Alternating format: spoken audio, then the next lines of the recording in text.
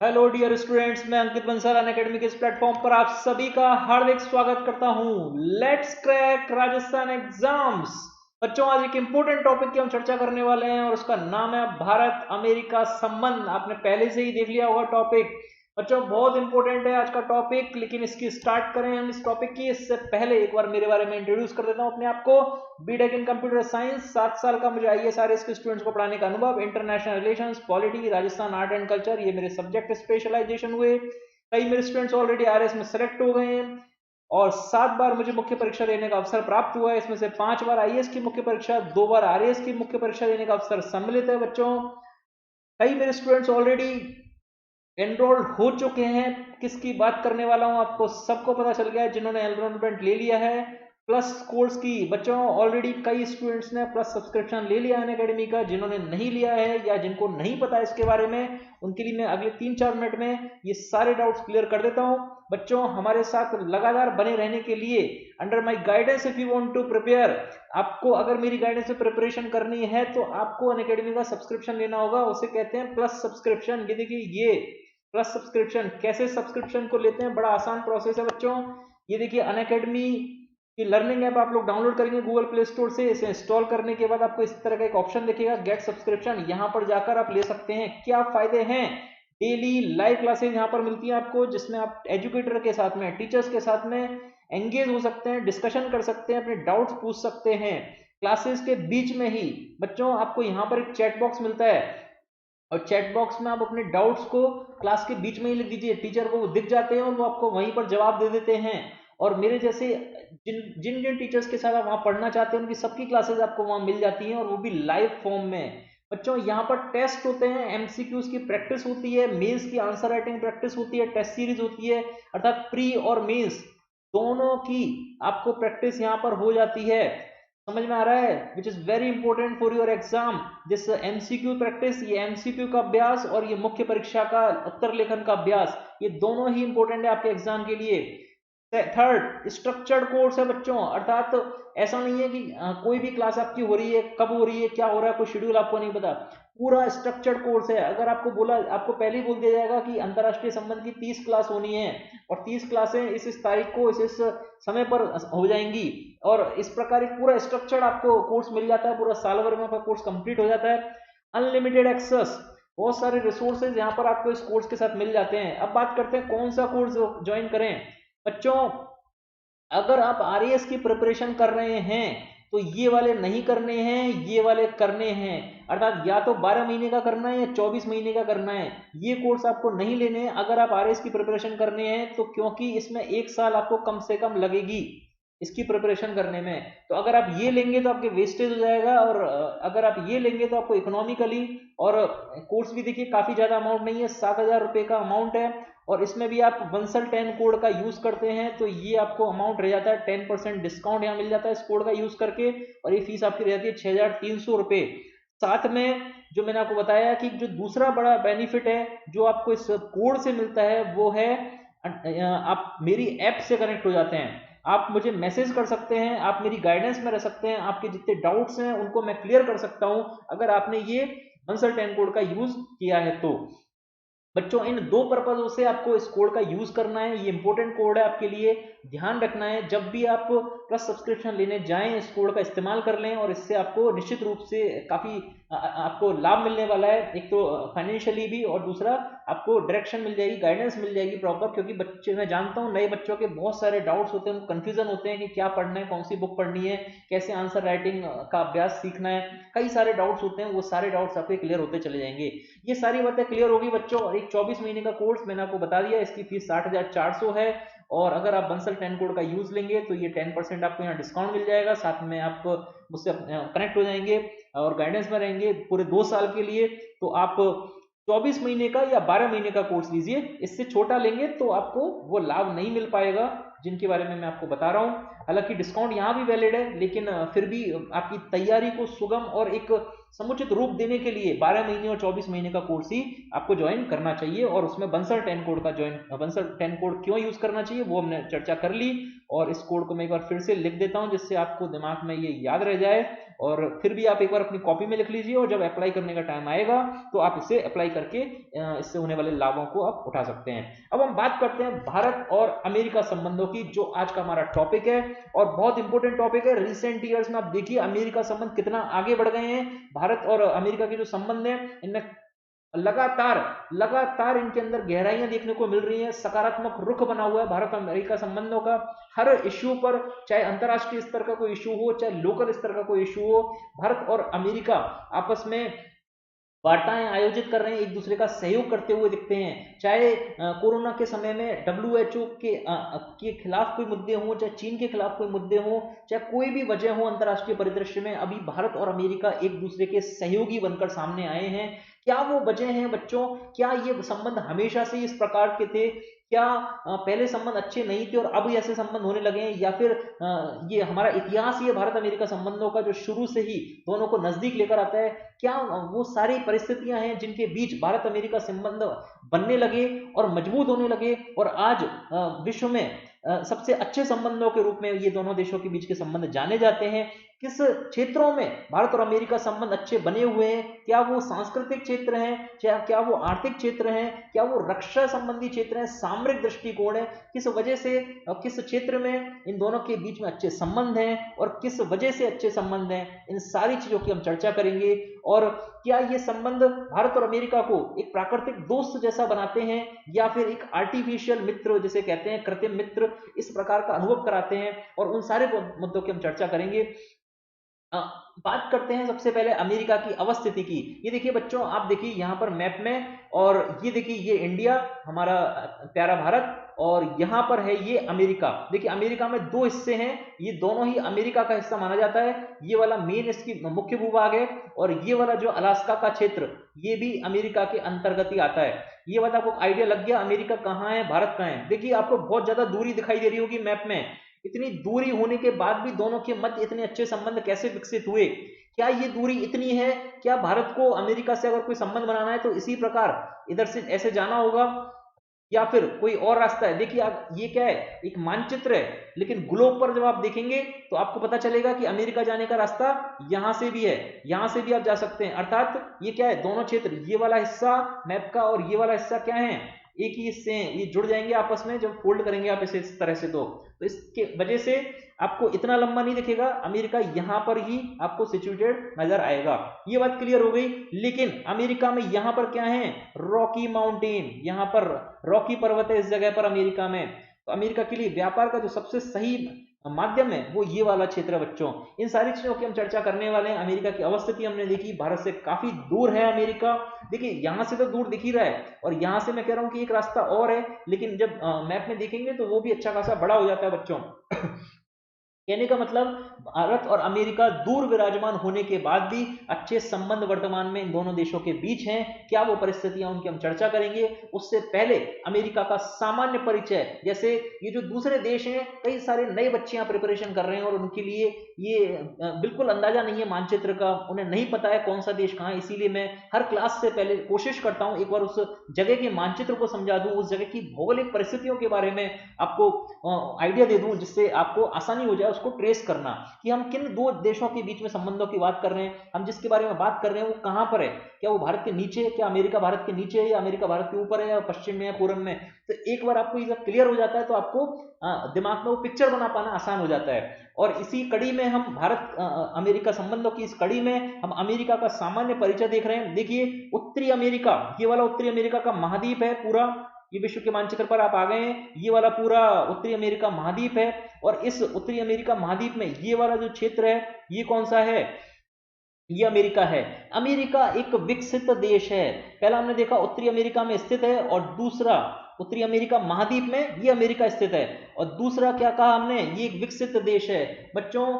Human development index जो है मानव विकास सूचकांक, उसमें अमेरिका काफी ऊंचाई पर आता है, उच्च अंकों के साथ में। एक विकसित राष्ट्र के रूप में माना जाता है। और सिर्फ उसी दृष्टिकोण से नहीं, मानव विकास के दृष्टिकोण से ही नहीं, बल्कि अर्थव्यवस्था के दृष्टिकोण से, अपनी तकनीकों के दृष्टिकोण से, विज्ञान प्रौद्योगिकी में जो उसने उच्च स्तर की प्रगति की है, उन सभी के दृष्टिकोण से अमेरिका को विकसित राष्ट्र का दर्जा दिया जाता है। बच्चों, इसके बाद अमेरिका के बारे में और हम परिचय देख रहे हैं। उदारवाद, पूंजीवाद और लोकतंत्र में विश्वास रखने वाला देश है अमेरिका। पूंजीवाद अर्थात निजी क्षेत्र को प्राथमिकता मिलती है, यहाँ पर निजी कंपनियां स्थापित हो सकती हैं। जैसे कि अगर मैं भारत के हिसाब से देखूं, आपको समझाऊं आसान शब्दों में, जैसे भारत में रिलायंस इंडस्ट्रीज क्या है, निजी कंपनी, इसको अपना उद्योग धंधा स्थापित करने की छूट हो तो उसे हम किस प्रकार की अर्थव्यवस्था कहते हैं? पूंजीवादी। अर्थात कोई भी निजी व्यक्ति उद्योग धंधे स्थापित कर सकता है और उससे होने वाले प्रॉफिट को, लाभ को अपने पास जमा कर सकता है, संचय कर सकता है। इस प्रकार की जो अर्थव्यवस्था होती है, जहां पर सरकारी क्षेत्र का कुछ भी इंटरप्शन नहीं होता, हस्तक्षेप नहीं होता है, तब उसे हम किस प्रकार की अर्थव्यवस्था कहते हैं? पूंजीवादी अर्थव्यवस्था। और अमेरिका विश्व में पूंजीवादी अर्थव्यवस्था का सबसे बड़ा समर्थक रहा है, पूंजीवादी विचारधारा का प्रचारक रहा है। शीत युद्ध के समय जब द्वितीय विश्व युद्ध समाप्त हो गया, उसके बाद में पूंजीवादी विचारधारा का प्रणेता, या मैं कहूं इसका लीडर जो था, वो अमेरिका ही रहा था। और इसके जो साम्यवादी विचारधारा थी, सोवियत संघ द्वारा समर्थित या प्रचारित साम्यवादी विचारधारा, उसके साथ में एक संघर्ष प्रारंभ हो गया। अर्थात अमेरिका की पूंजीवादी विचारधारा और सोवियत संघ की साम्यवादी विचारधारा, इन दोनों में संघर्ष स्थापित हो गया। और ये पूरा शीत युद्ध का दौर जो था, इन दो महाशक्तियों की इस विचारधारा की लड़ाई के बीच में हुआ था। बच्चों, अमेरिका की इसमें से कौन सी विचारधारा थी? ये पूंजीवादी या उदारवादी विचारधारा। साथ में विश्व में पहला लोकतांत्रिक देश कौन सा था? बच्चों, अमेरिका विश्व में सबसे पहला लोकतांत्रिक देश था। अगर बात की जाए सबसे बड़ा लोकतंत्र कौन सा है विश्व में, तो बच्चों भारत है। ये दोनों फैक्ट आप याद रखना। सबसे पहला लोकतंत्र विश्व में कहां स्थापित हुआ? अमेरिका। सबसे बड़ा लोकतंत्र कहां पर है? भारत में। और ये भी एक वजह है जो भारत और अमेरिका संबंधों को पास लेकर आता है। देखिए, हमने क्या कहा? उदारवाद में विश्वास, पूंजीवाद में विश्वास, लोकतंत्र में विश्वास। अर्थात जहां जहां लोकतंत्र होगा, वहां वहां अमेरिका के साथ दोस्ती होने की संभावना बढ़ जाएगी। शीत युद्ध की समाप्ति के बाद एकमात्र महाशक्ति के रूप में अमेरिका का उदय होता है। बच्चों, शीत युद्ध कब समाप्त हुआ? 1990 में शीत युद्ध समाप्त हो गया।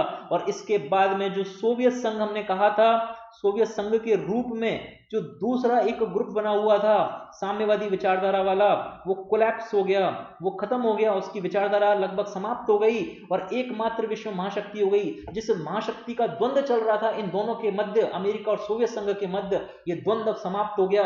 अब सिर्फ विश्व में एक ही महाशक्ति बच गई और वो थी अमेरिका। अब आपको अंदाजा लग गया होगा अमेरिका कितना शक्तिशाली देश है। अगर हम पूरे विश्व स्तर पर बात कर रहे हैं तो हम इस शीत युद्ध के बाद कह सकते हैं विश्व में एक ध्रुवीय देश चल रहा है, एक ध्रुवीय विश्व व्यवस्था चल रही है। और उस एक ध्रुवीय विश्व व्यवस्था में एकमात्र ध्रुव विश्व का कौन सा है? अमेरिका। अर्थात पूरे विश्व में अमेरिका की धाक जमती है, अमेरिका अपनी धौंस जमा सकता है और सारे विश्व के दूसरे देशों को अमेरिका के दबाव में रहना पड़ सकता है।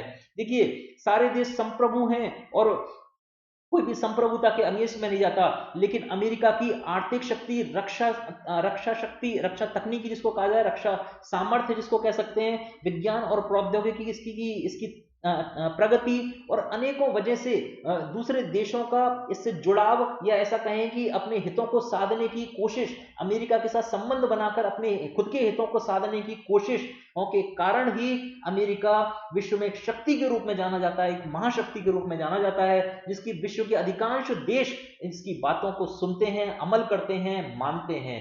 ये बात क्लियर हो गई बच्चों, आपको आइडिया लग गया होगा कि अमेरिका बहुत पावरफुल राष्ट्र है। और अब हम इसके बारे में आगे विस्तार से चर्चा करते हैं। हमारे टॉपिक पे, एक्चुअल टॉपिक पर आते हैं, जो है भारत अमेरिका संबंध। और भारत अमेरिका संबंधों को समझने के लिए हम इस पूरे संबंधों को 3 चरणों में विभाजित कर देते हैं। और 3 चरण हैं। पहले 1947 से 1990 के ड्यूरेशन में, इस दौर में भारत और अमेरिका के संबंध कैसे रहे। ये दौर था बच्चों शीत युद्ध का दौर। इस दौर में भारत और अमेरिका के संबंध कैसे थे। इसके बाद शीत युद्ध के बाद का जो दौर था, इस दौर में भारत और अमेरिका के संबंध कैसे थे। और 2001 के बाद में, अर्थात इस सदी में भारत और अमेरिका के संबंध किस प्रकार के हैं, इस तरह से 3 चरणों में से बांटकर हम समझ रहे हैं। सबसे पहले शुरुआत करते हैं शीत युद्ध के इस दौर की, जो कि 1947 से 1990 का समय काल हम रख रहे हैं। बच्चों, ये दौर था शीत युद्ध का, और मैं एक साधारण एक सीधे वाक्य में अगर आपको बोल दूं, कैटेगोरिकली ऑब्जेक्टिवली, तो आप समझ लीजिए कि दोनों के बीच संबंध अच्छे नहीं थे। क्या कारण थे, क्यों एक दूसरे के विपरीत ये दिख रहे हैं आपको जाते हुए? यहां पर देखिए, आपको भारत का विकास मॉडल किसी दूसरी दिशा में जा रहा है, और ये अमेरिका का विकास मॉडल है राइट साइड में, वो दूसरी दिशा में जा रहा है। देखिए क्या क्या अंतर है, आप देखिए, भारत है गुट निरपेक्ष नीति का समर्थक, ये वाली क्षेत्र है भारत वाली, ये पश्चिम वाला क्षेत्र है ये भारत का। यहाँ सबसे पहला पॉइंट है, गुट निरपेक्ष नीति का समर्थक है भारत। इस समय में भारत इस जगह पर आजाद हुआ था, भारत ने डिसाइड किया कि शीत युद्ध के समय जो विचारात्मक द्वंद्व चल रहा है पूंजीवाद और साम्यवाद का, उसमें भारत हिस्सा नहीं लेगा।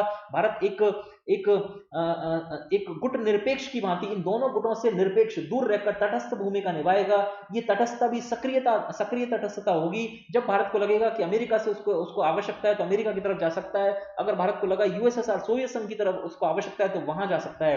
अर्थात एक सक्रिय तटस्थता की भूमिका भारत निर्वाह करेगा गुट निरपेक्ष नीति के माध्यम से।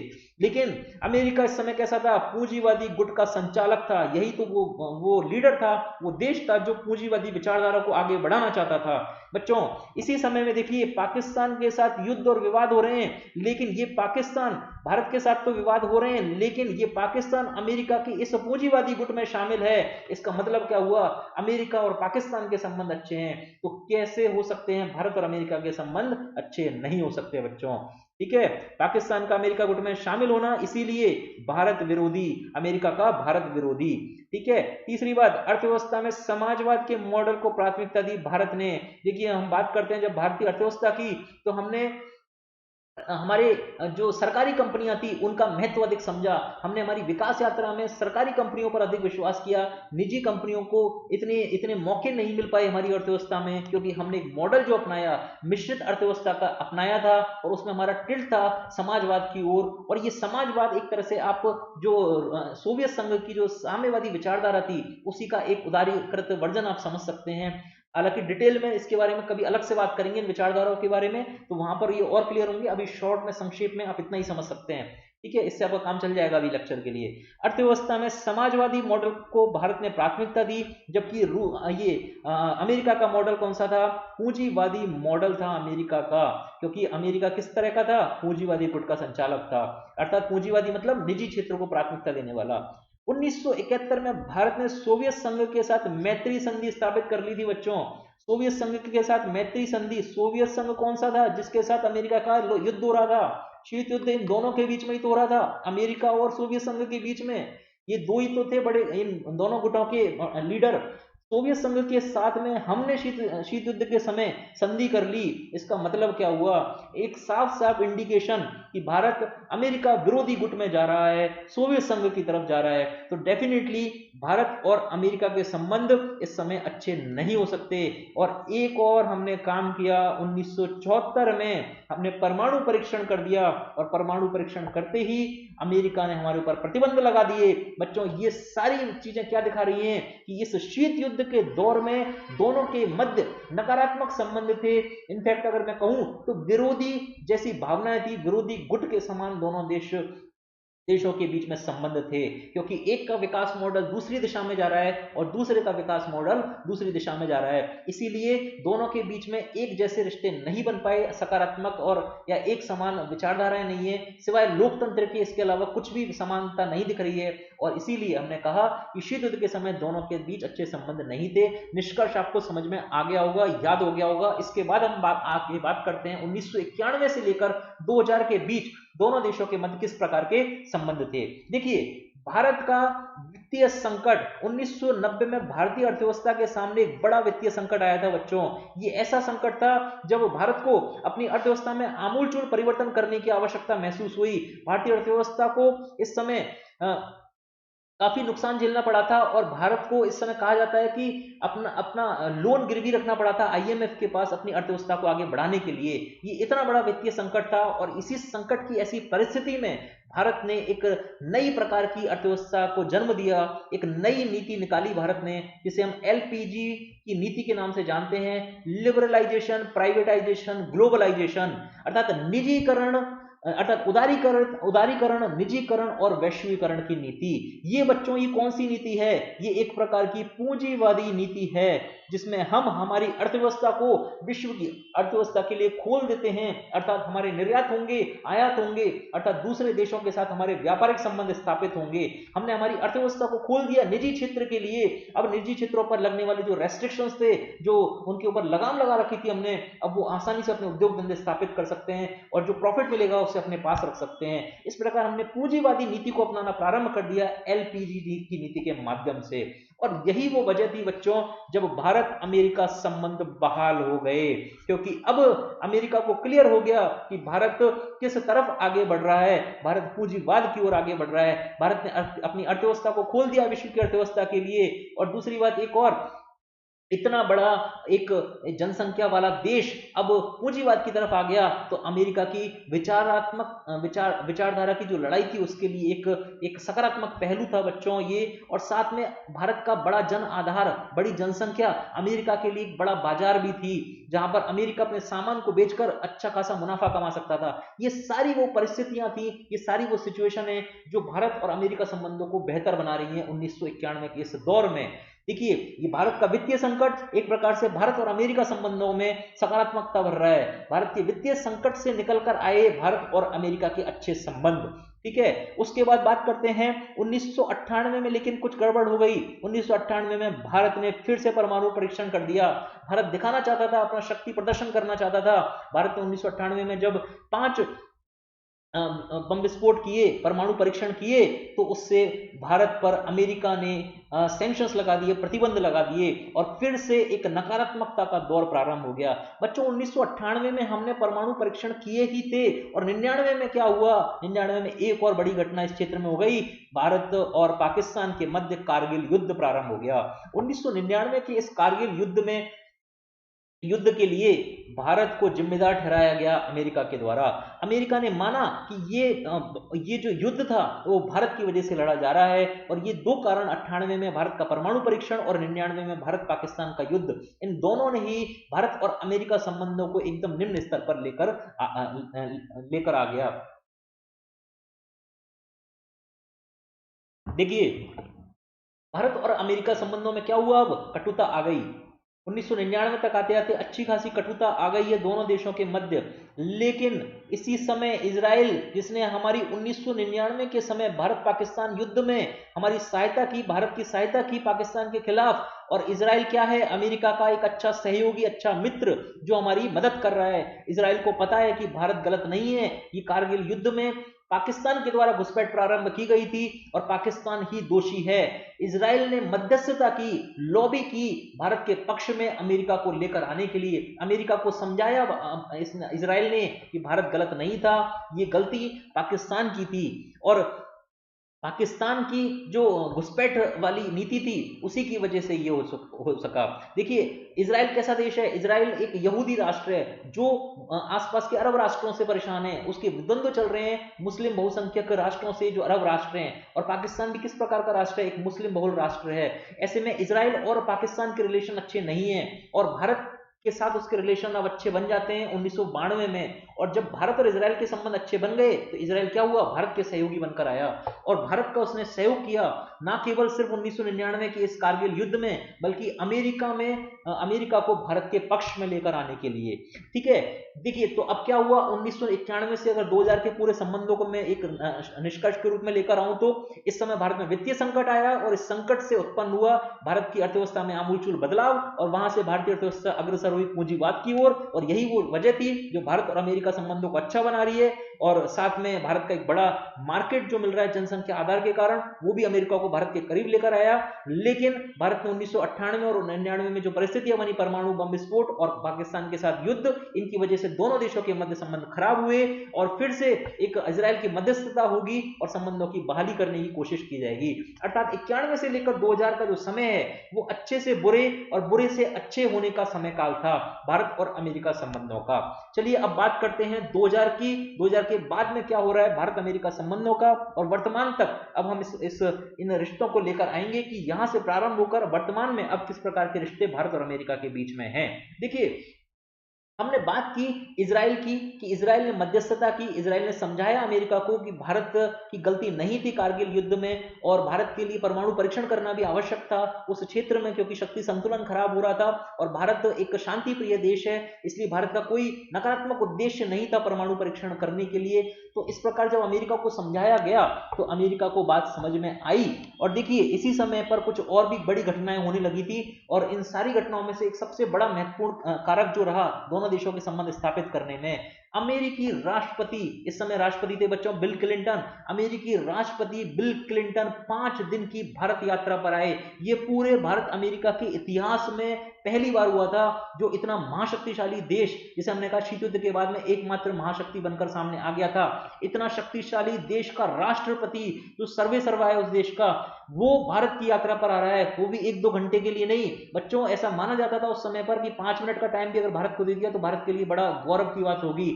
ऐसे में अगर एक दिन 5 मिनट, आधा घंटा, 1 घंटा, एक दिन नहीं, पूरे 5 दिन के लिए आए, और इससे भी बड़ी बात, ये मात्र 5 घंटे रुके पाकिस्तान में, पाकिस्तान 5 घंटे रुककर फिर ये 5 दिन की भारत यात्रा पर आए। इसका मतलब क्या था बच्चों? अब अमेरिका ने क्लियर इंडिकेशन दिया, ये सब कूटनीति में एक संकेत होते हैं बच्चों, कूटनीति में संकेतों का विशेष महत्व होता है। पाकिस्तान में 5 घंटे रुककर ये राष्ट्रपति जब 5 दिन की भारत यात्रा पर आए तो उन्होंने संकेत दिया कि अब अमेरिका के दृष्टिकोण में पाकिस्तान से ज्यादा इंपॉर्टेंस किसकी है, ज्यादा महत्व किसकी है? भारत की। अर्थात पाकिस्तान के बजाय भारत को पहली बार अधिक महत्व मिला, कब? इस अमेरिकी राष्ट्रपति बिल क्लिंटन की यात्रा के समय। और यहीं से शुरुआत होती है भारत अमेरिका संबंधों की, अच्छे संबंधों के रूप में। बच्चों, ये वो समय हुआ 2001 से भारत अमेरिका संबंध जब शुरुआत कर गए अच्छे संबंधों की ओर, और वर्तमान में भी हम देखते हैं दोनों के मध्य अच्छे संबंध हैं और काफी तेजी से फल फूल रहे हैं। इनफैक्ट वर्तमान में हम थोड़ी देर में चर्चा करेंगे, अमेरिका आज इस 2020 की मैं बात कर रहा हूं, आज 2020 के जो नए आंकड़े आ रहे हैं उनमें अमेरिका सबसे बड़ा व्यापार भागीदार बनकर सामने आ गया है। चीन जो हमारा सबसे बड़ा व्यापार भागीदार था अभी तक, उसे अमेरिका ने पीछे छोड़ दिया है, और अब भारत का सबसे बड़ा व्यापार भागीदार अमेरिका बन गया है। तो ये 2001 से लेकर आज तक की इस यात्रा की अब हम चर्चा करने वाले हैं। हमने देखा कि किस प्रकार से अमेरिकी राष्ट्रपति ने 5 दिवसीय भारत यात्रा पर आकर एक संकेत दिया कि अब पाकिस्तान से ज्यादा इंपॉर्टेंट अब भारत हो गया है। मैंने आपको शुरू में बताया था कि पाकिस्तान अमेरिकी पूंजीवादी गुट का समर्थक रहा था, जबकि भारत गुट निरपेक्ष आंदोलन को चला रहा था, इसलिए दोनों के मध्य विवाद थे। अमेरिका इसीलिए पाकिस्तान के साथ था, लेकिन अब इस यात्रा के साथ संकेत मिल गया है कि अब भारत और अमेरिका संबंध ही आगे बढ़ेंगे, और पाकिस्तान अब भारत अमेरिका के लिए इतना इंपॉर्टेंट नहीं है। देखिए, क्या कारण है? क्या यही वजह है कि इजराइल ने मध्यस्थता की, या अनेकों कारण हैं? एक हम देख चुके हैं, इजराइल ने भारत के पक्ष में मध्यस्थता की, और दूसरी देखिए अनेकों कारण है। दूसरा कारण, एक बड़ा कारण जो है वो है भारतीय डायस्पोरा, अर्थात ऐसे भारतीय जो अमेरिका में काम कर रहे हैं, अमेरिका में रह रहे हैं, अमेरिका में निवास कर रहे हैं। भारत के लोग जो अमेरिका में निवास कर रहे हैं, इनकी बड़ी भूमिका थी अमेरिका को भारत के पक्ष में लेके आने की। जब हम बात करते हैं भारतीय डायस्पोरा बोलते हैं बच्चों भारतीय लोग जो दूसरे देशों में रह रहे हैं, इसे सम्मिलित रूप से कहते हैं डायस्पोरा। ठीक है, ये जो भारतीय दूसरे देशों में निवास कर रहे हैं, खासकर अभी अमेरिका की चर्चा कर रहा हूं मैं, तो अमेरिका की बात कर रहा हूं, इन्होंने अमेरिकी सरकार का रुख बदला, जो नकारात्मक छवि बनी हुई थी भारत के लिए उसे बदला, और भारत के लिए सकारात्मक छवि का निर्माण करवाया।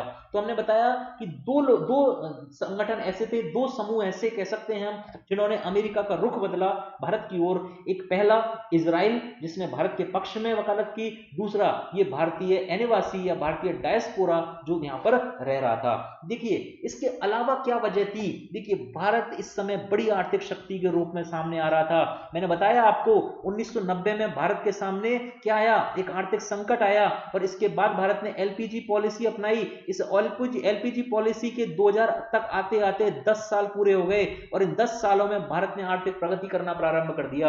अर्थात क्या हुआ? भारत एक बड़ी आर्थिक शक्ति के रूप में सामने आने लगा है अब विश्व परिदृश्य में। कब?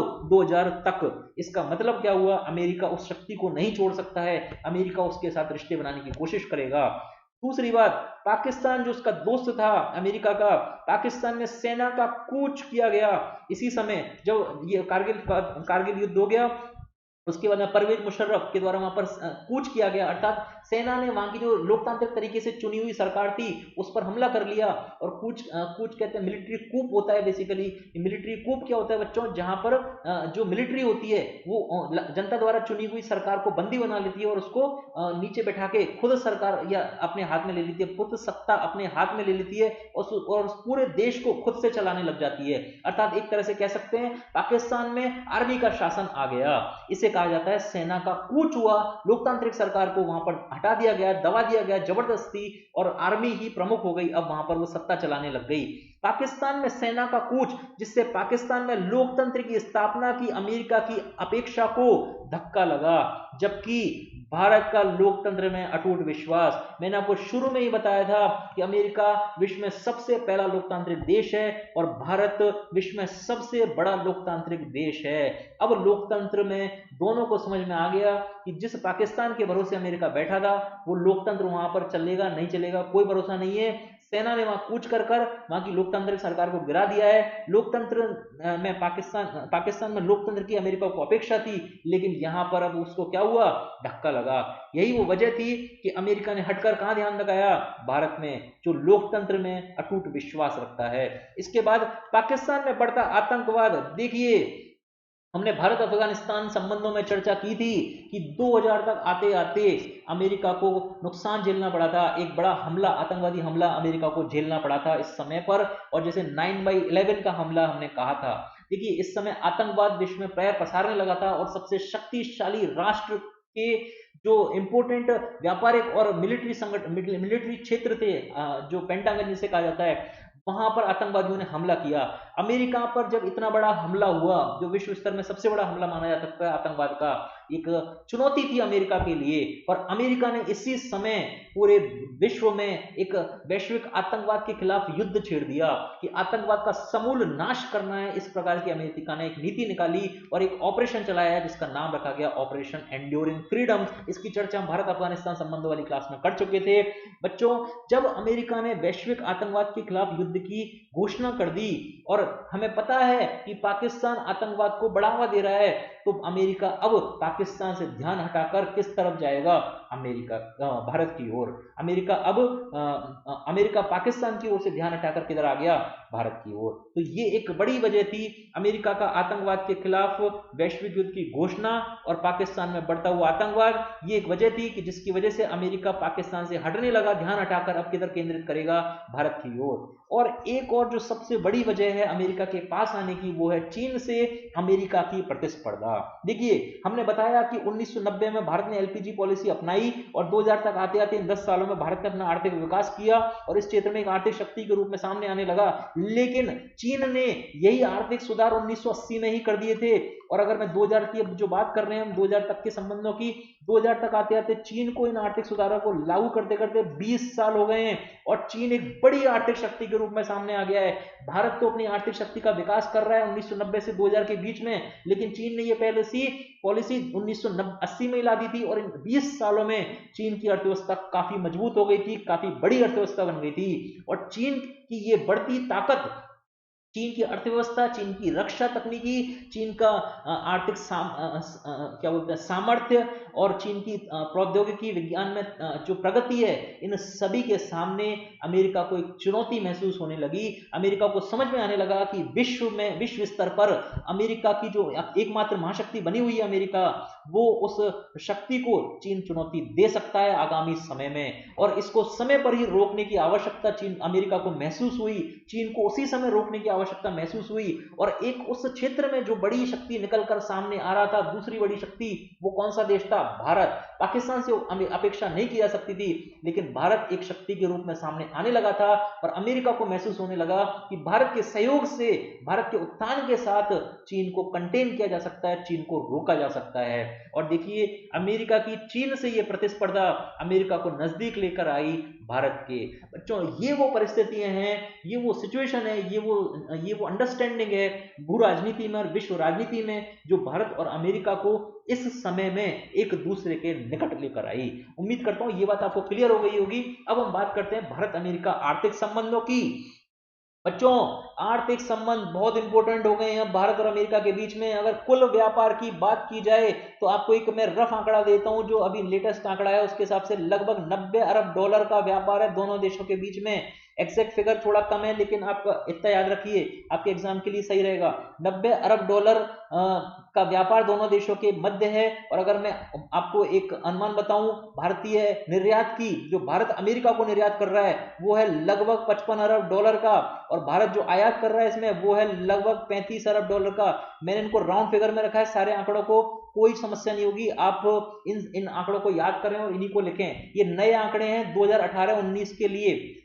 देखिए मूल आंकड़े थोड़े कम है, 87 अरब डॉलर के आसपास हैं, लेकिन आपको राउंड फिगर में ही याद करने हैं क्योंकि आपको एक तरीका होता है। देखिए आप यहां पर लगभग शब्द लगा दें, यहां पर लगभग शब्द लगा दें। आपसे एग्जामिनर एकदम एग्जैक्ट आंकड़ों की डिमांड नहीं कर रहा है, आपसे एग्जामिनर आपकी समझ जानना चाहता है, आपसे वो जानना चाहता है कि आपको लगभग अंदाजा है या नहीं दो देशों के संबंधों के बीच में, और उसी दृष्टिकोण से आपको इन आंकड़ों को याद रखना है। चलिए कुल व्यापार की मैंने बात की 2018-90 में 18-19 में दोनों देशों के मध्य हुआ 90 अरब डॉलर का व्यापार, जिसमें से भारतीय निर्यात है 55 अरब डॉलर का और भारत द्वारा आयात किया जा रहा है 35 अरब डॉलर का।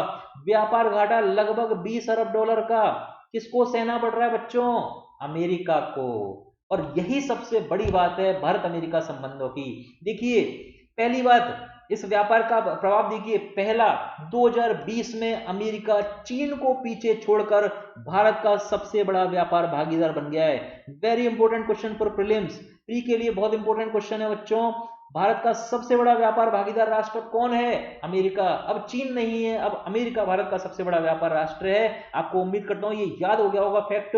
इस माइंडसेट को चेंज करना बहुत जरूरी है क्योंकि कंफ्यूजन हो जाएगा आपको। सारी किताबों में आपको, सारे नोट्स में आपको चीन चीन मिलेगा, हर जगह पर चीन दिखेगा, लेकिन एकदम क्लियर कर लो, दिमाग में एकदम सेट कर लो। मैं एकदम वाणिज्य मंत्रालय के आंकड़ों के साथ आपके सामने आया हूं और बिल्कुल क्लियर है कि भारत का सबसे बड़ा व्यापार भागीदार कौन बन गया है? अमेरिका सबसे बड़ा व्यापार भागीदार बन गया है। देखिए सबसे बड़ा अचीवमेंट, एक तो भारत अमेरिका संबंधों में सबसे बड़ा व्यापार भागीदार बन गया अमेरिका। दूसरी बात, इस व्यापार में लाभ किसको हो रहा है? भारत को। चीन के साथ जब हम व्यापार की बात करते हैं तो लगभग 57 अरब डॉलर का भारत को व्यापार घाटा सहना पड़ता है। भारत को बहुत नुकसान होता है चीन के साथ व्यापार में, 57 अरब डॉलर का। लेकिन अमेरिका के साथ व्यापार में देखिए भारत को प्लस हो रहा है, पॉजिटिव। और यहां पर क्या था? नेगेटिव। यहां घाटा हो रहा था जबकि यहां पर सरप्लस है, आधिक्य है, फायदा है।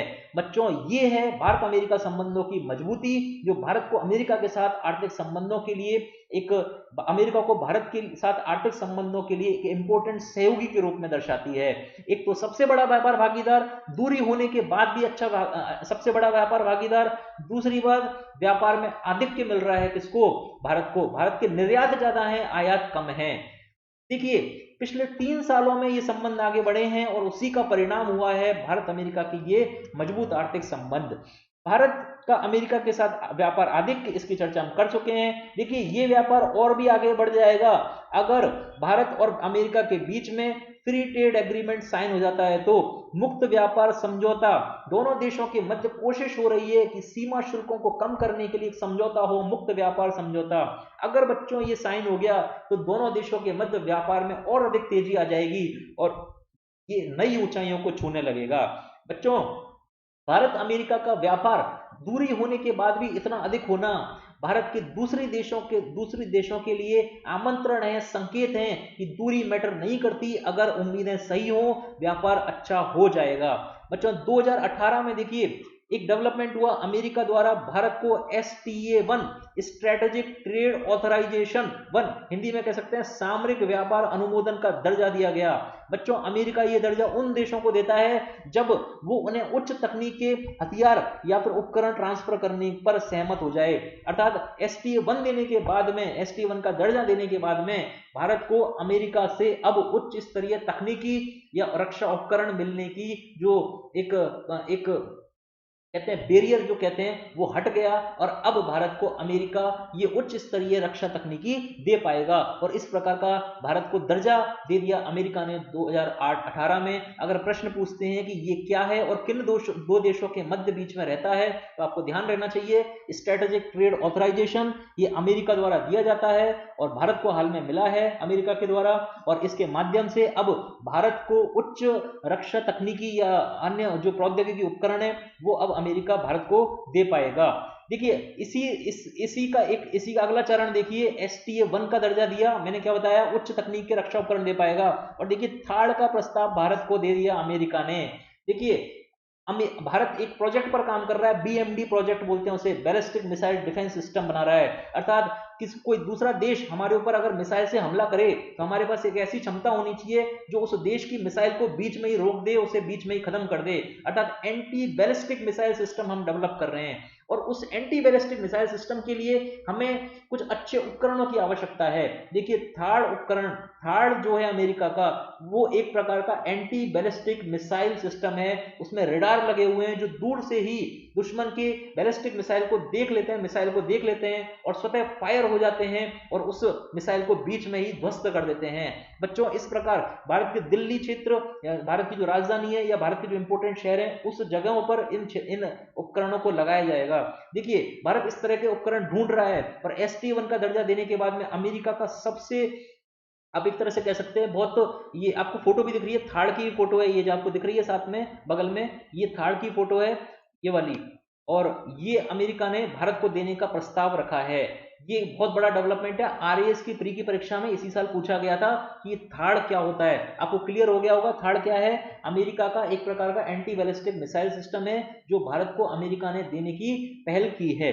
देखिए ये सारी हमने बात की भारत अमेरिका संबंधों में अच्छे संबंधों की, लेकिन क्या कुछ विवाद हैं जो भारत अमेरिका संबंधों के बीच व्याप्त हैं, और अगर विवाद हैं तो क्या किस स्टेज तक वो पहुंचे हैं और उनका क्या सुलझावा है, क्या चुनौतियां हैं भारत अमेरिका संबंधों की, आर्थिक संबंधों में। देखिए कुछ ऐसी भारत अमेरिका में व्यापार को लेकर क्या चुनौतियां, आर्थिक संबंधों की क्या चुनौतियां, उसकी हम बात कर रहे हैं। देखिए कुछ चीजें ऐसी हैं, कुछ विवाद के विषय ऐसे हैं जिन पर अमेरिका का भारत पर आरोप लगाया जाता है, अमेरिका द्वारा भारत पर आरोप लगाया जाता है कि भारत ने ये गलत किया है और इस कारण से व्यापार खराब हो रहा है। देखिए कुछ ऐसी वजह वस्तुएं जिन पर भारत अमेरिका पर आरोप लगाता है कि अमेरिका ने गलत किया ये सब, और इसके कारण दोनों के बीच में व्यापार अवरुद्ध हो रहा है। देखिए कौन कौन सी विषय वस्तुएं जल्दी से चर्चा कर लेते हैं। सबसे पहले अमेरिका का भारत पर आरोप है, कि अमेरिका को व्यापार घाटा सहना पड़ रहा है। हमने थोड़ी देर पहले देखा था कि अच्छा व्यापार है और भारत के निर्यात अधिक हैं, आयात कम है,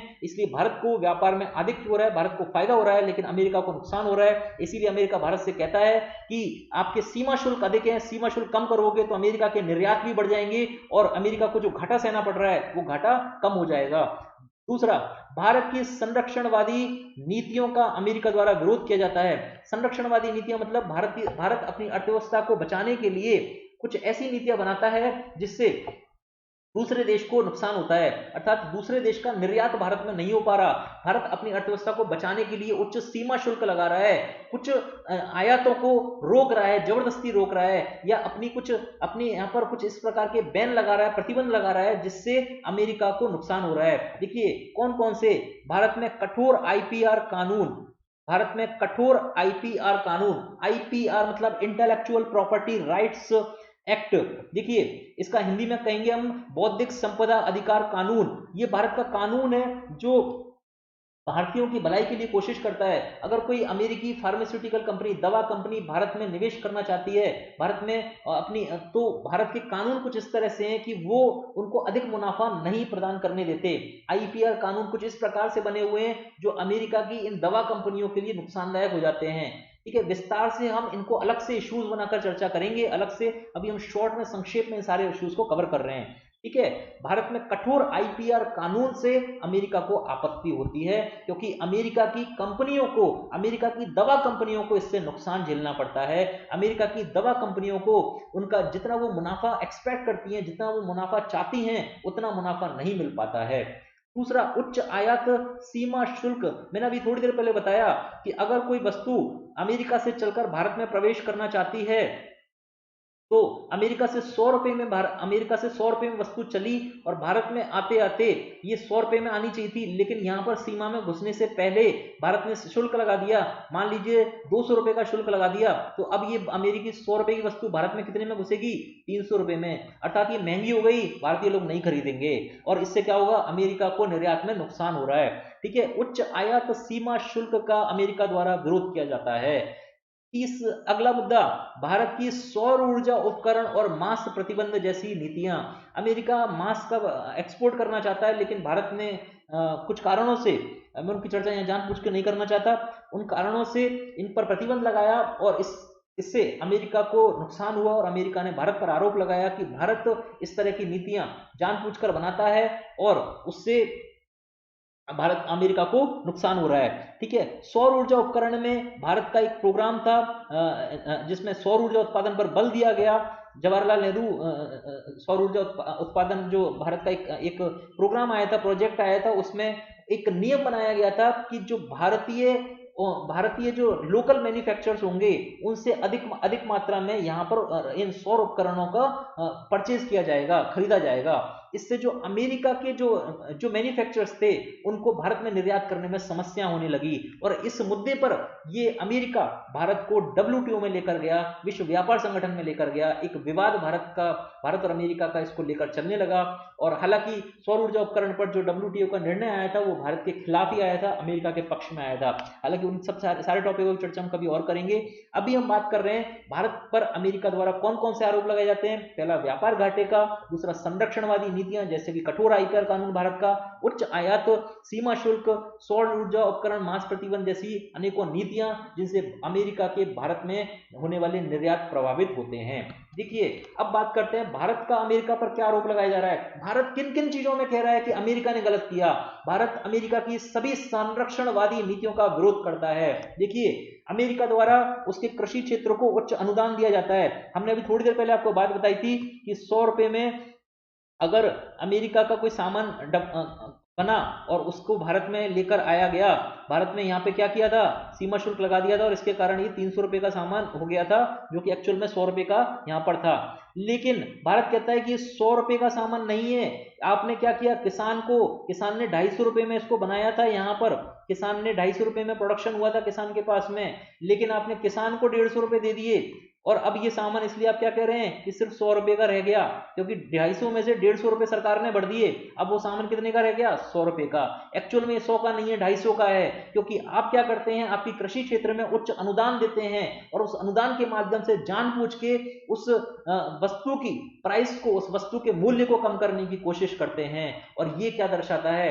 अमेरिका की संरक्षणवादी नीति। दूसरा, उच्च वीजा शुल्क। देखिए, भारत से अमेरिका में काम करने के लिए लोग जाते हैं और कई सारे भारतीय आईटी कंपनीज के, खासकर मैनेजमेंट के लोग और इस प्रकार के कई कंपनियों में काम करने वाले लोग हैं जो भारत से अमेरिका में जाते हैं और इन्हें भारत से अमेरिका में जाने के लिए अमेरिका से वीजा लेना पड़ता है, लेकिन अमेरिका इस पर उच्च शुल्क वसूलता है, वीजा शुल्क को लगातार बढ़ाते जाता है और इससे भारत को आपत्ति है, क्योंकि भारतीय लोग अमेरिका में जाने में असुविधा महसूस करते हैं, क्योंकि पहले ही इस वीजा की फीस काफी ज्यादा होती है और इसको बढ़ाने से भारतीयों पर नकारात्मक असर पड़ता है। इसलिए भारत कहता है कि ये अमेरिका की संरक्षणवादी नीति है, जिसके माध्यम से वो भारतीयों को रोकना चाहता है, अमेरिका के लोगों को संरक्षण देने की कोशिश कर रहा है और एक व्यापार में जो विश्व व्यापार संगठन के नियम है उसकी एक अनदेखी है, जो कहता है कि व्यापार प्रतिबंध, व्यापार के जो रोक है उनको कम से कम लगाना चाहिए, कम करना चाहिए। अमेरिका वैसे भी पूंजीवाद का समर्थक है, तो अमेरिका को तो ये बातें और ज्यादा माननी चाहिए। चलिए, तीसरी बात, भारत कहता है कि आउटसोर्सिंग पर अमेरिका द्वारा नियंत्रण का प्रयास किया जाता है। आउटसोर्सिंग बच्चों वो चीज होती है जैसे कि आपने सुना होगा बीपीओ कंपनीज, बीपीओ भारत में सक्रिय हैं, अर्थात कोई अमेरिकी कंपनी है, अगर अमेरिकी कोई कंपनी अगर उसको कस्टमर केयर खोलना है, अगर वो अमेरिका के लोगों को हायर करेगा तो उनको उच्च सैलरी देनी पड़ेगी। भारत में काफी निम्न सैलरी पर ही उनको वो खरीद लेते हैं, निम्न वेतन पर लोग मिल जाते हैं, और इसीलिए ये अमेरिकी कंपनी अपने कस्टमर केयर खोलने के लिए क्या करती हैं, ये भारत जैसे देशों की तरफ आगे बढ़ती हैं, अर्थात भारतीयों को निम्न वेतन देना पड़ता है और उनसे अधिक काम लिया जा सकता है। इस प्रकार भारतीय जो लोग हैं या भारत जो है अमेरिका के लिए आउटसोर्सिंग की तरह से सामने आया है। आउटसोर्सिंग अर्थात वहां के बजाय ये कंपनियां क्या कर रही हैं, इस कस्टमर केयर वाले काम को या इसी प्रकार के अन्य कार्यों को भारत जैसे देशों में आउटसोर्स कर देती हैं, अर्थात ये काम अब यहां से ऑपरेट होंगे क्योंकि यहां पर उनका खर्चा कम आ रहा है। बच्चों, ये एक प्रकार का क्या हुआ, अमेरिका में जो वहां के लोग काम कर रहे हैं उनकी नौकरी पर खतरा हुआ, और इस खतरे की वजह से अमेरिकी सरकार कोशिश करती है इस आउटसोर्सिंग को रोकने की, इन पर नियंत्रण लगाने की, और भारत इसका विरोध करता है। भारत कहता है कि एक संरक्षणवादी नीति है और इसलिए भारत इन पर रोक लगाता है। बच्चों, एक अभी हाल में विवाद आने लगा था कि अमेरिका द्वारा उसके एक कानून है काटसा करके, CAATSA, countering American adversaries through sanctions act, इसका पूरा नाम है। इस कानून के अंतर्गत अमेरिका ने ईरान और रूस पर प्रतिबंध लगाए। बच्चों, भारत का ईरान पर डिपेंडेंस है, भारत ईरान से तेल आयात करता है। इस प्रतिबंध के कारण भारत का तेल आयात में कमी आना एक भारत के लिए नकारात्मक प्रभाव डालता है। भारत की अर्थव्यवस्था के लिए तेल आवश्यक है, लेकिन अमेरिका के इस प्रतिबंध के कारण, इसी प्रकार के रूस के साथ प्रतिबंध के कारण भारतीय अर्थव्यवस्था पर नकारात्मक प्रभाव पड़ता है, जिसका भारत अमेरिका से विरोध करता है। ये बातें क्लियर हो गई। अब हम बात करते हैं भारत अमेरिका सामरिक संबंधों की। बहुत महत्वपूर्ण संबंध जो वर्तमान परिदृश्य में, वर्तमान भू राजनीतिक व्यवस्था में एक नए संबंधों का गठन कर रहे हैं, और वो है भारत अमेरिका के बीच बनने वाले नए सामरिक संबंध, जो वर्तमान में एक सारे विश्व के सामने एक उदाहरण की तरह सामने आते हैं। सारे विश्व का ध्यान है कि भारत और अमेरिका इस मसले पर, इस मुद्दे पर, अनेकों मुद्दों पर किस प्रकार कार्य करेंगे, किस प्रकार सहयोग करेंगे। देखिए कौन कौन से सामरिक संबंध बन रहे हैं। प्रशांत हिंद महासागर के पूरे क्षेत्र में सुरक्षा सहयोग स्थापित हो रहा है भारत और अमेरिका में, और इस सुरक्षा के सहयोग के कारण है चीन का बढ़ता प्रभाव, उस बढ़ते प्रभाव से सुरक्षा। दूसरा, निर्बाध समुद्री नौवहन के सिद्धांत का अनुमोदन। देखिए चीन दक्षिणी चीन सागर में गतिविधियां कर रहा है, और उस दक्षिणी चीन सागर में जो जहाज गुजर रहे हैं उनको रोकने की एक कोशिश उसकी चल रही है। नौवहन का जो एक होता है निर्बाध या स्वतंत्र नौवहन का सिद्धांत, उसको प्रतिबंधित करने की कोशिश कर रहा है। लेकिन भारत अमेरिका ये सब क्या है, ये कहते हैं कि समुद्री नौवहन एकदम निर्बाध रूप से चलना चाहिए, इसमें कोई रुकावट नहीं आनी चाहिए। यहाँ पर दोनों एक समान भूमिका निभाते हैं, समान दृष्टिकोण रखते हैं, इसीलिए दोनों साथ आए, और चीन के बढ़ते प्रभाव से इस क्षेत्र में दूसरे देशों को सुरक्षा करने के लिए इन्होंने एक समूह का निर्माण किया, और उसे कहते हैं चतुष्कोण समूह, क्वाड समूह। इसमें भारत और अमेरिका के अलावा जापान और ऑस्ट्रेलिया भी शामिल हैं, अर्थात 4 राष्ट्र हैं, इसीलिए इसको क्वाड समूह कहा गया। इसके अलावा भारत और अमेरिका अनेकों अभ्यास करते हैं, जैसे मालाबार सैनिक युद्धाभ्यास, और दूसरा युद्ध अभ्यास के नाम से ही है युद्ध अभ्यास। देखिए ये जो आपको फोटो दिख रही है, ये युद्ध अभ्यास करते हुए दोनों देशों के सैनिकों के मध्य युद्ध अभ्यास हो रहा है। इसका नाम ही है दोस्तों युद्ध अभ्यास। एक प्रकार का युद्ध अभ्यास है, लेकिन इस अभ्यास का नाम भी क्या है, युद्ध अभ्यास। तो ये युद्ध अभ्यास हो रहा है दोनों देशों के सैनिकों के मध्य, और यहाँ पर कोशिश हो रही है आतंकवाद को कैसे रोका जाए, उसके लिए दोनों देशों के सैनिक आपस में मिलजुल कर अभ्यास कर रहे हैं, इसको आतंकवाद को रोकने के खिलाफ ड्रिल कर रहे हैं, ट्रेनिंग ले रहे हैं, प्रशिक्षण ले रहे हैं। इसी प्रकार हमने बताया आतंकवाद के खिलाफ, वैश्विक आतंकवाद के खिलाफ दोनों देश समान रुख रखते हैं, दोनों ही आतंकवाद को रोकना चाहते हैं। मैंने आपको बताया 2001 में अमेरिका ने पूरे विश्व में आतंकवाद का सफाया करने के लिए अभियान छेड़ा, ऑपरेशन एंड्योरिंग फ्रीडम। और आपको पता है भारत पहले से आतंकवाद से परेशान है, और भारत खुद चाहता है आतंकवाद का खात्मा हो, इसलिए दोनों देश साथ आते हैं आतंकवाद को रोकने में। एशिया में शक्ति संतुलन स्थापित करने में भारत की भूमिका मैंने आपको चर्चा की थी शुरू में, कि चीन के उदय से अमेरिका परेशान है, और भारत को इस क्षेत्र में एक शक्ति संतुलन करने वाली भूमिका के रूप में दिखता है, भूमिका वाले राष्ट्र के रूप में दिखता है, और इसी दृष्टिकोण से दोनों के मध्य सामरिक संबंधों का विकास होता है। देखिए अमेरिका ने हाल में एक नई परियोजना की घोषणा की है, आगामी परीक्षा के लिए बहुत इंपॉर्टेंट है। जो भी बच्चे देने वाले हैं आगामी परीक्षा, ब्लू डॉट नेटवर्क परियोजना का संबंध किससे है, ये प्रश्न आ सकता है। और ये किसकी परियोजना है? देखिए अमेरिका एक नई परियोजना लेकर आया है और इसका नाम है ब्लू डॉट नेटवर्क परियोजना। ये परियोजना है अवसंरचना निर्माण से संबंधित, अवसंरचना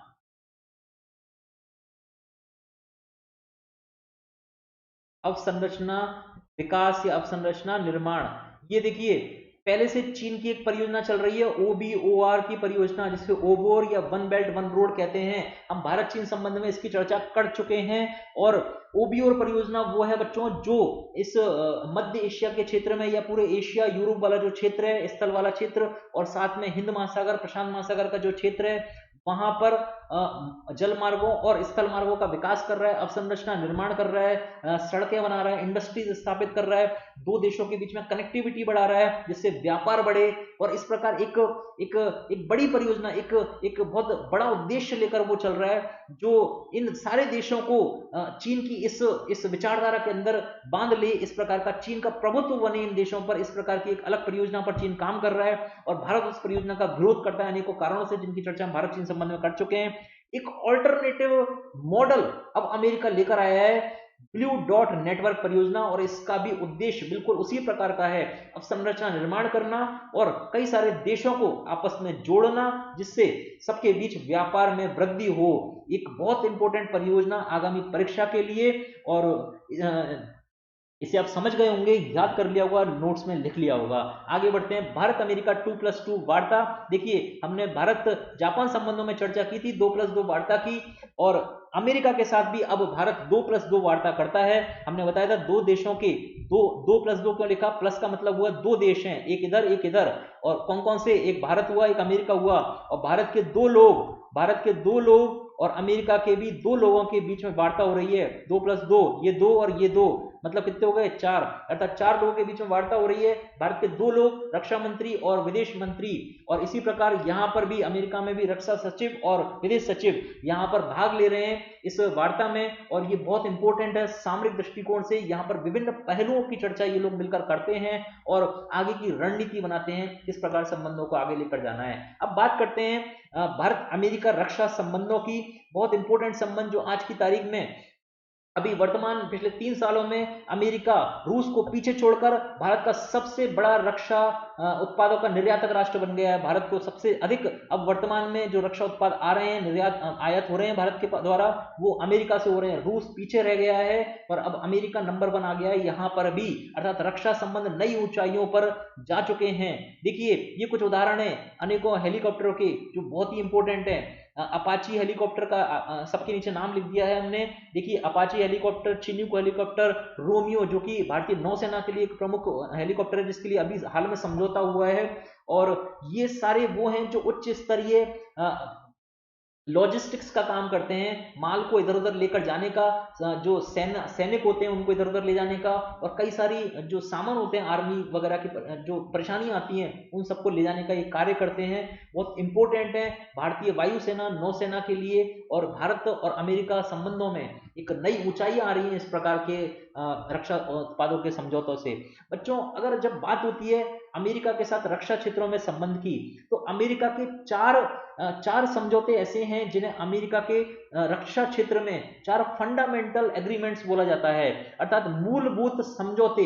अगर कोई देश अमेरिका का एक सामरिक दृष्टिकोण से अच्छा सहयोगी है तो अमेरिका उनके साथ स्टेप बाय स्टेप ये एग्रीमेंट्स करता है, समझौते करता है। और ये समझौते आपके सामने लिखे हुए हैं, CSOMIA, LEMOA, COMCSA, BECA, ये चारों समझौते 1 by 1 बहुत इंपॉर्टेंट हैं। और देखिए इनमें से जो पहले 3 समझौते हैं भारत ने अमेरिका के साथ इन पर हस्ताक्षर कर लिया है। अब एकमात्र बचा है BECA, और भविष्य में उम्मीद की जा रही है कि या तो इसी साल या अगले साल इस समझौते पर भी हस्ताक्षर हो जाएंगे, और तब भारत और अमेरिका पूरी तरह से एक दूसरे के सहयोगी बन जाएंगे। अच्छे रक्षा सहयोगी जिन्हें कहा जाता है वो भारत और अमेरिका बन जाएंगे। देखिए क्या है, सबसे पहले CSOMIA 2002 में ही भारत ने इस पर हस्ताक्षर कर दिया था। General security of military information agreement. बच्चों, सेनाओं को उनके द्वारा एकत्रित खुफिया जानकारी साझा करने के लिए यह समझौता महत्वपूर्ण है। अर्थात जितनी भी खुफिया जानकारी उन्होंने एकत्रित की उसको वो एक दूसरे के साथ साझा करें, उससे पहले ये एग्रीमेंट होना जरूरी है। 2002 में एग्रीमेंट होने के बाद में अब दोनों देशों के जो सैनिक हैं वो खुफिया जानकारी को एक्सचेंज कर सकते हैं। इस प्रकार ये हुआ आपका CSOMIA।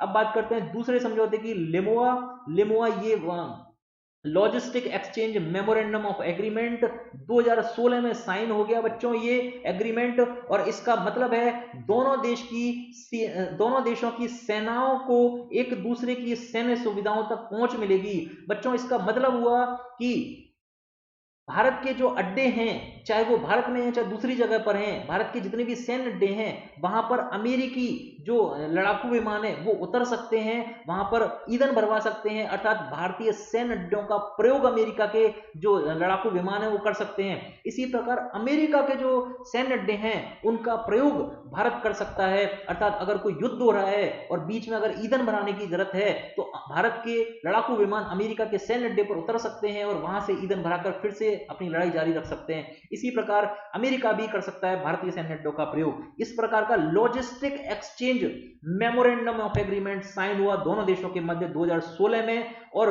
मैंने भारत और रूस संबंध में आपको चर्चा की थी कि लिमोआ साइन होने के बाद में भारत और रूस के मध्य संबंधों में थोड़ी सी गिरावट देखने को मिली थी। और ये लिमोआ आप समझ सकते हैं कितना एक बड़ा एग्रीमेंट है जो भारत ने अमेरिका के साथ साइन किया, और इसका पर्पस क्या है वो भी हमने समझा। इसके बाद है COMCASA, COMCASA अर्थात communications compatibility and security agreement, जो भारत ने 2018 में भारत ने साइन कर लिया।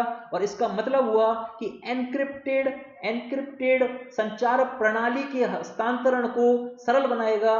भारत को जो भी टेक्नोलॉजी अमेरिका से मिल रही है उनके हस्तांतरण को ये आसान बना देगा, क्योंकि अब इसमें एनक्रिप्टेड टेक्नोलॉजीज, एनक्रिप्टेड जो संचार प्रणाली है उसका प्रयोग होता है। और इस समझौते के बाद में उन एनक्रिप्टेड संचार प्रणालियों का हस्तांतरण भारत के लिए आसान हो जाएगा।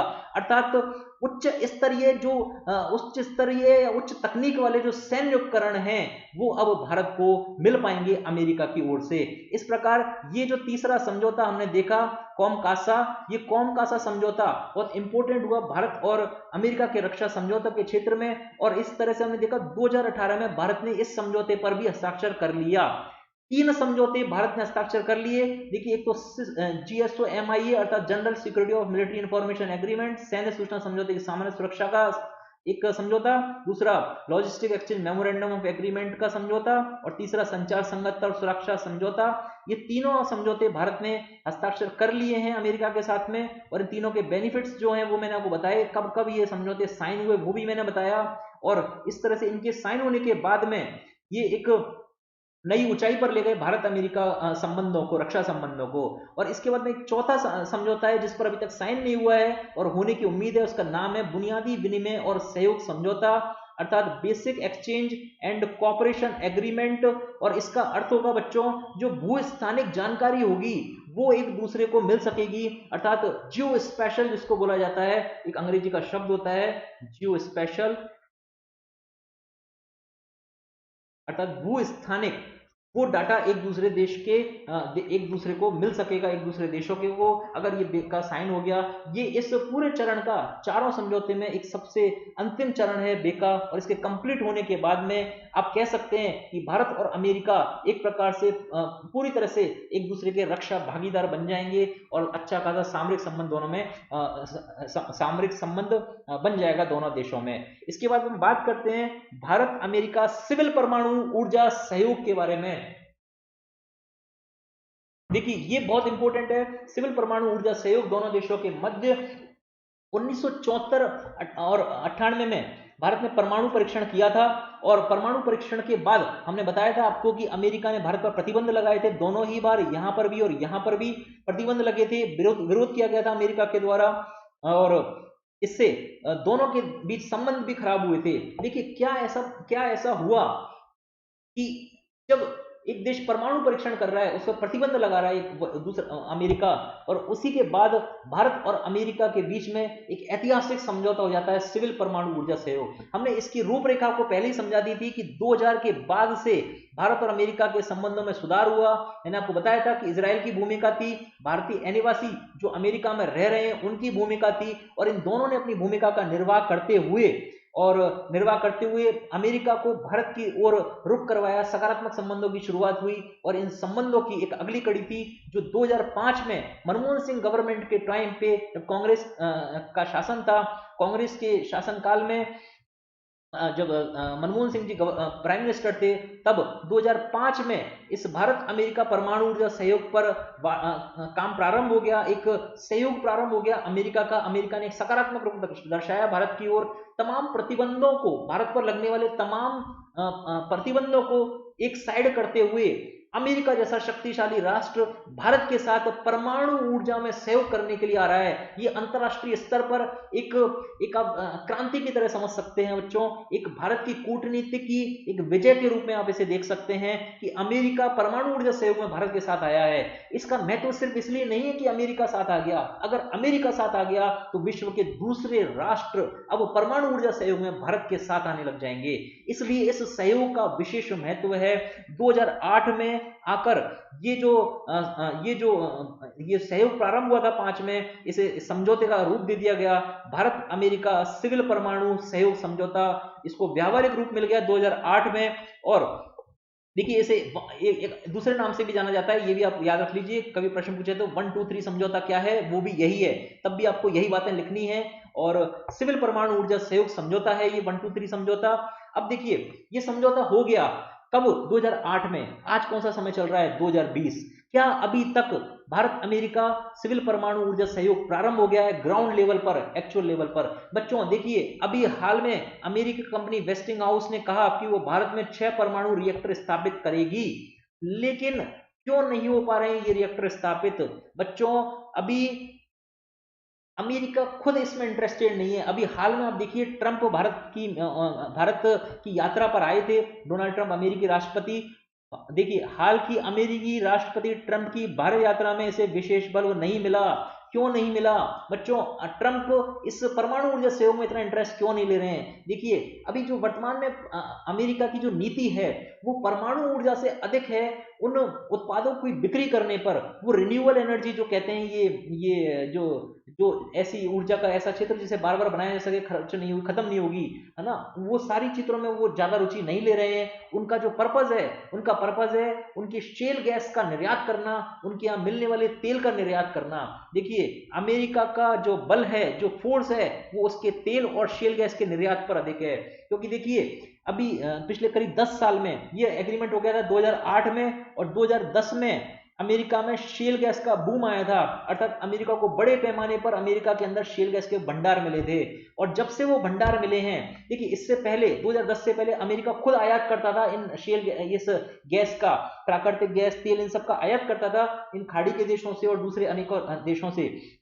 जब 2010 में शेल गैस मिलने लगी अमेरिका को, तो उसकी जो डिपेंडेंसी थी, उसकी जो निर्भरता थी दूसरे राष्ट्रों पर आयात के लिए, वो समाप्त होने लगी। और अब अमेरिका खुद चाहता है कि उसके यहाँ जो इतना बड़ी मात्रा में शेल गैस मिला उसका वो निर्यात करे दूसरे देशों को, दूसरे मार्केट तलाशे, दूसरे देश उससे वो ये तेल और शेल गैस का आयात करें। बच्चों इसीलिए वर्तमान ट्रंप जो सरकार है वो पर्यावरणीय नियमों का ध्यान नहीं रखती। ये जो तेल और शेल गैसें पर्यावरण को नुकसान पहुंचाते हैं, जबकि परमाणु ऊर्जा क्लीन एनर्जी मानी जाती है, स्वच्छ ऊर्जा मानी जाती है। फिर भी ट्रंप का झुकाव उनके फायदे की तरफ है। वो चाहते हैं कि तेल और शेल गैस की बिक्री हो, और इसके लिए वो भारत पर दबाव बनाते हैं। हाल में एग्रीमेंट भी हुआ है, जब भारत अमेरिका से तेल और शेल गैस परचेज करेगा, आयात करेगा। देखिए नकारात्मकता नहीं है यहाँ पर, भारत ने कोई मजबूरी में नहीं किया। मैंने आपको पहले समझाया था, भारत को अपनी ऊर्जा आवश्यकताओं की पूर्ति करने के लिए आयात करना पड़ता है, दूसरे देशों पर निर्भर रहना पड़ता है। उसमें सर्वप्रमुख स्थान रखता है खाड़ी के देश, यहां से भारत आयात करता है तेल का और प्राकृतिक गैस का। देखिए खाड़ी क्षेत्र में काफी अस्थिरता विद्यमान है, राजनीतिक अस्थिरता है, संघर्ष चल रहे हैं अनेकों प्रकार के, जिनकी चर्चा हम भारत और पश्चिमी एशिया संबंध में करते हैं। जब इतने सारे संघर्ष चल रहे हैं तो ये क्षेत्र कैसा है, अनिश्चित है। हो सकता है कभी भी विवाद इतना गहरा हो जाए कि यहाँ से हमें इन ऊर्जा संसाधनों का आयात करना संभव नहीं हो सके।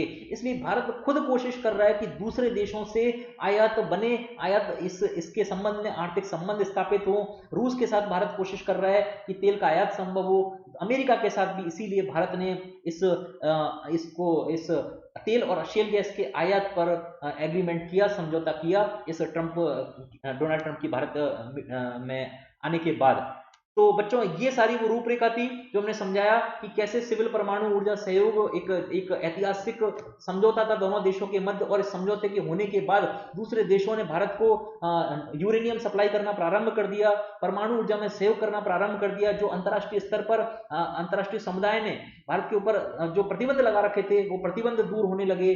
भारत को एनएसजी का मेंबर नहीं होने के बाद भी इसमें छूट दी गई। ये एक भारत की बहुत बड़ी कूटनीतिक विजय थी। लेकिन अगर मैं बात करूं भारत अमेरिका परमाणु सहयोग की, तो वर्तमान में वो व्यावहारिक रूप नहीं ले पाया जो उससे उम्मीद थी। और वर्तमान में जो फोकस है वो तेल और शैल गैस की ही निर्यात पर है अमेरिका का।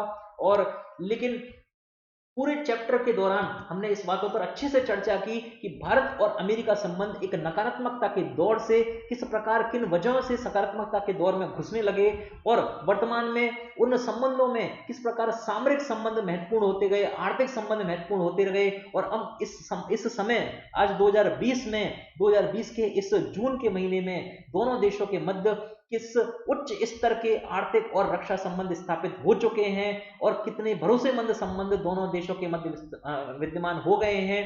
3 रक्षा समझौते पर दोनों साइन कर चुके हैं, एकमात्र चौथा बीईसीए बचा हुआ है जिसकी भी संभावना है कि इस साल या अगले साल तक वो हस्ताक्षरित हो जाएगा। अर्थात नई ऊंचाइयों पर लगातार वो संबंध बढ़ रहे हैं, चरम तक पहुंच गए हैं। पूरे विश्व के लिए उदाहरण की तरह, मिसाल की तरह भारत अमेरिका संबंध अब सामने आते हैं पूरे अंतर्राष्ट्रीय परिदृश्य में। एक अच्छे सहयोगी, सामरिक, राजनीतिक, आर्थिक सहयोगी के रूप में दोनों देश सामने आ गए हैं। इस चर्चा के साथ हम इस लेक्चर को विराम देते हैं। उम्मीद करते हैं ये लेक्चर आपको अच्छा लगा होगा।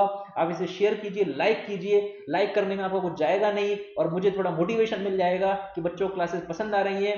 तो आप इसे लाइक कर दीजिए प्लीज, और शेयर कर दीजिए जिससे दूसरे बच्चे भी इसका लाभ उठा सकें, आपके एग्जाम की तैयारी सफल हो। ऐसी मैं अपेक्षा रखता हूं। आपको मेरा आशीर्वाद और आपके प्यार सम्मान के लिए बहुत बहुत धन्यवाद। जिन्होंने मेरे कहने पर बंसल 10 कोड का यूज करके प्लस सब्सक्रिप्शन ले लिया, उनको मैं धन्यवाद देता हूं। और उनकी तैयारी हमारे साथ स्टार्ट हो गई है। प्लस अनअकैडमी का प्लस सब्सक्रिप्शन ले लिया है, और बंसल 10 कोड जो मैंने आपको बताया था जिससे 10% डिस्काउंट मिलता है और मेरे साथ कनेक्ट हो जाते हैं।